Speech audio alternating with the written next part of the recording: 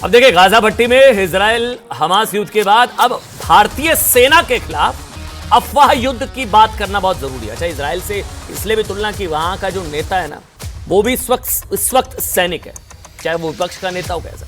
लेकिन हमारे यहां सेना के खिलाफ कैसे साजिश करते हैं कुछ लोग, वो आपको बताते हैं। देखिए, किसी भी देश और किसी भी राजा के खिलाफ पूरी दुनिया में सेना में अफवाह युद्ध फैलाकर जीतने की रणनीति हजारों साल से चल रही है। अफवाह फैलाकर युद्ध जीतने की भारत में भी महाभारत के युद्ध से लेकर हल्दी घाटी के युद्ध तक हजारों उदाहरण हैं जब सेना में सुनियोजित अफवाह फैलाई गई और लड़ाइयां जीती गई हैं। 2019 में खबर आई थी कि पाकिस्तान के सैनिक भारतीय सेना की वर्दी पहनकर पीओके में क्रूरता कर रहे हैं। पीओके में क्रूरता की वीडियो को भारत के नियंत्रण वाले कश्मीर का बताकर पूरी दुनिया में दुष्प्रचार किया जा रहा है। अब सुनिए खबर क्या है। लेकिन आज दुर्भाग्य से हो ये रहा है कि भारतीय सेना के खिलाफ अफवाह फैलाना, मतलब मैं इसको कह रहा हूं, ये भारतीय सेना के विरुद्ध अफवाह युद्ध है। भारतीय सेना के खिलाफ अफवाह फैलाने और सेना के मनोबल को तोड़ने का काम राजनीति की तरफ से ही हो रहा है, राजनीति की वजह से हो रहा है। और इस बात का ताजा उदाहरण शहीद अग्निवीर गवाते अक्षय लक्ष्मण शहीद अग्निवीर, नमन इनको, जिनकी शहादत के बाद भारतीय युवाओं को अग्निवीर योजना से डराया जा रहा है। भारतीय युवाओं को भारतीय सेना के खिलाफ भड़काया जा रहा है। गवाते लक्ष्मण लाइन ऑफ ड्यूटी पर तैनाती के दौरान शहीद होने वाले देश के पहले अग्निवीर हैं।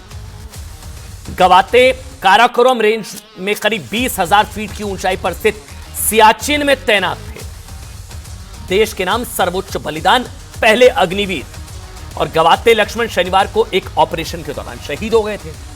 ठीक, लेकिन एक सैनिक की शहादत का राजनीतिक इस्तेमाल भारतीय सेना का मनोबल गिराने के लिए कैसे किया गया, यह बात दुख भी पहुंचाती है, हैरान नहीं करती है, लेकिन बात दुख पहुंचाती है। यह बात आप वायनाड से सांसद कांग्रेस के राहुल गांधी के एक बयान से समझ सकते हैं। राहुल गांधी ने अग्निवीर गवाते लक्ष्मण के सर्वोच्च बलिदान के बाद ट्वीट किया।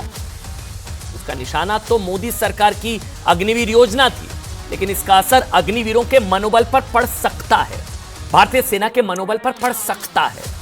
एक सैनिक की शहादत का इस्तेमाल कैसे मोदी सरकार और उसकी योजना को टारगेट करने के लिए किया गया, उसे समझिए। ये ट्वीट आपकी स्क्रीन पर है। ठीक, राहुल गांधी जी ने शहीद अग्निवीर गवाते अक्षय लक्ष्मण के बलिदान को लेकर कहा कि केंद्र सरकार ने अग्निवीर योजना जाबाज सैनिकों का अपमान करने के लिए बनाई है। अग्निवीर की शहादत को मानने से बीजेपी इंकार कर देती है और इसके बाद उनके परिवारों को ना तो पेंशन मिलती है, अग्निवीरों के परिवारों को ना तो पेंशन ना अन्य लाभ, बकौल राहुल गांधी। ठीक, वैसे इनको पता है कितना मिलता है क्या नहीं मिलता, फिर भी इनकी तरफ से ये ट्वीट किया गया। हमें नहीं लगता इनको नहीं पता होगा, वैसी बात है, पता ही होगा, देश बच्चे को पता है। अग्निवीर योजना के खिलाफ राहुल गांधी के इस बयान पर अब आपको सच और दुष्प्रचार में फर्क समझना चाहिए। ठीक, अब मैं आपको बताता हूं। राहुल गांधी जी ने जो दावा किया कि अग्निवीरों के परिवारों को ना तो पेंशन मिलती है ना अन्य लाभ, उसका सच यह है कि अग्निवीर गवाते अक्षय लक्ष्मण के परिवार को 1,13,00,000 रुपए से ज्यादा मिलेंगे। 1,13,00,000। हमारी सेना अग्निवीरों और दूसरे सैनिकों में फर्क नहीं करती है, यह सेना को सफाई देनी पड़ती है बार बार आकर। अच्छा, इस बात की जानकारी कोई हम नहीं रिसर्च करके लाए, यह खुद भारतीय सेना ने दी। आप जानते हैं भारतीय सेना को सफाई देनी पड़ती है। पहले सेना से सबूत मांगे जा रहे थे, अब सफाई मांगी जा रही है। भारतीय सेना ने कहा कि सोशल मीडिया पर कई भ्रामक मैसेज लिखे जा रहे हैं, लेकिन यह साफ करना जरूरी है कि मृतक सैनिक के परिवार को नियमों के मुताबिक उपयुक्त आर्थिक सहायता दी जाती है। सेना ने क्या बताया? सेना ने बताया कि अग्निवीर गवाते अक्षय लक्ष्मण को, ये देखिए पूरा हिसाब सेना को देना पड़ता है। हिसाब दुख किस चीज का है? सेना से सवाल, पहले सबूत दिखाओ सेना, अब सफाई दो सेना को बताना पड़ा। अग्निवीर को 1,13,00,000 रुपए का पूरा ब्रेकअप देना पड़ा कि इससे ज्यादा की राशि कैसे मिलेगी। दुख होता है हमारे देश में सेना से सफाई मांगी जाती है। इस राशि में इंश्योरेंस के 48 लाख रुपए सामने आते हैं। अनुग्रह राशि के 44 लाख। अग्निवीर द्वारा जमा कराएगी सेवा निधि, जिसमें सरकार भी ब्याज समेत उतना योगदान देगी। मृत्यु की तारीख से 4 साल की सेवा पूरी होने तक की पूरी सैलरी करीब 13 लाख रुपए जोड़ लीजिए। Arm forces battle casualty fund से 8 लाख रुपए। आर्मी वाइव्स वेलफेयर एसोसिएशन की तरफ से तुरंत 30,000 रुपए की मदद। ये पूरा जोड़ लीजिए आप, 1 करोड़ 13 लाख, यानी कि 1 करोड़ 13 लाख। कोई फर्क नहीं करती हमारी सेना अग्निवीरों और बाकी सैनिकों में। 1 करोड़ 13 लाख रुपए से ज्यादा की राशि अग्निवीर गवाते अक्षय लक्ष्मण को मिलेगी। हमको लगता है क्या राहुल गांधी जी को पता नहीं होगा क्या? ये सबको पता है। ऐसा थोड़ी ना सेना अग्निवीरों को छोड़ देगी उनके भरोसे, ऐसा बिल्कुल नहीं है। एक और खबर सुनिए। महाराष्ट्र के छत्रपति संभाजीनगर के रहने वाले अग्निवीर गवाते लक्ष्मण ने ड्यूटी के लिए सर्वोच्च बलिदान दिया। शहादत के बाद इंडी अलायंस के उस दुष्प्रचार के भी टुकड़े टुकड़े कर दिए जो विपक्ष, याद है ना, पंजाब के अग्निवीर अमृतपाल सिंह की मौत के बाद फैला रहा था कि राजकीय सम्मान या इसके अलावा जो है भारतीय सेना ने अग्निवीर गवाते लक्ष्मण को पूरे सैन्य सम्मान के साथ अंतिम विदाई दी। पूरे सैन्य सम्मान के साथ उनका अंतिम संस्कार भी हुआ।